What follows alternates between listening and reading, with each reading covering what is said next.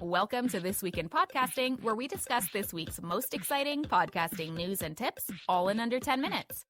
Episode 26 is provided by Sounder.fm, the smarter way to podcast. Let's get started. This week, we find out why podcast episodes seem to be getting shorter. We tour one college that is adding podcasts to its Digital Humanities program. We find out why most listeners don't skip ads. And we learn the most popular health topic among wellness podcasts. Hint, it's not celery juice. First up, are podcast episodes getting shorter?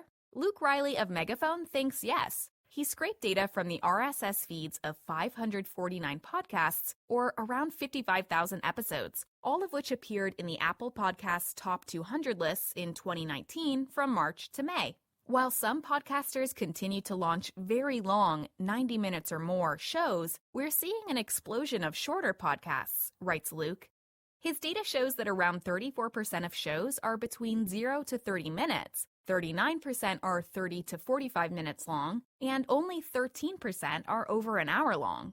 Luke infers podcasts are getting shorter because there may be a limited pool of listeners willing to invest 90 minutes or more to a single episode, and there's an advantage for the creator to release more episodes by cutting them up and making them shorter.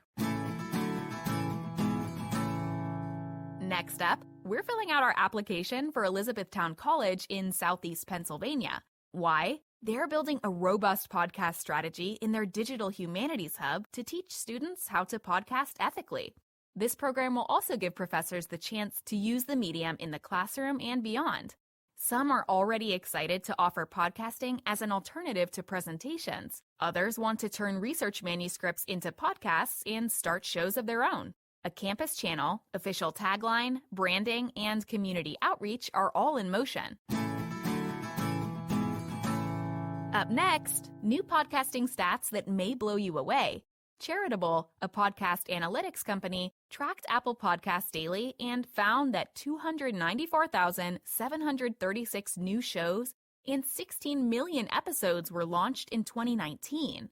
To put that new show number in perspective, that's over 800 new podcasts per day, or one new podcast every 2 minutes for the entire year, writes Dave Zorob of Charitable. They also tracked written podcast reviews, which were up 44% from 2018. Over the entire year, they saw 217 podcasts crack the top 10. Dave writes, though Apple charts skew towards the US and other countries where iOS is popular, it's still interesting to look at what shows gain popularity around the world.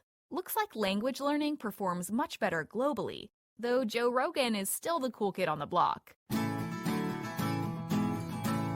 This just in, most podcast listeners don't skip ads. That's the word from this truly riveting Reddit thread titled, "Do you skip ads?" One user posed the question and explained they were researching the topic for a dissertation. Quote, however, after researching the topic, I found that only a very low percentage of people, around 30%, do in fact skip the ads, which I find pretty hard to believe, writes JP Vaz Loro _SLB. We can't be the only ones that have clicked that simple 15-second skip button a few times.